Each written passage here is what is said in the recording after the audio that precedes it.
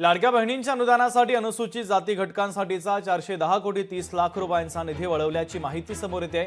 यापूर्वी आदिवासी विकास विभाग, सामाजिक न्याय विभाग आणि आता अनुसूचित जाती घटकांसाठीचा निधी मुख्यमंत्री लाडकी बहीण योजनेसाठी वळवण्यात आल्याची माहिती समोर आलेली आहे। या संदर्भात अजित पवारांनी काय म्हटलेलं आहे ऐकूयात। आपण राज्याचे मुख्यमंत्री देवेंद्र फडणवीस साहेबांनी स्टेटमेंट केलेलं तुझ्या ऐकण्यात आलं नाही का? एक मिनिट।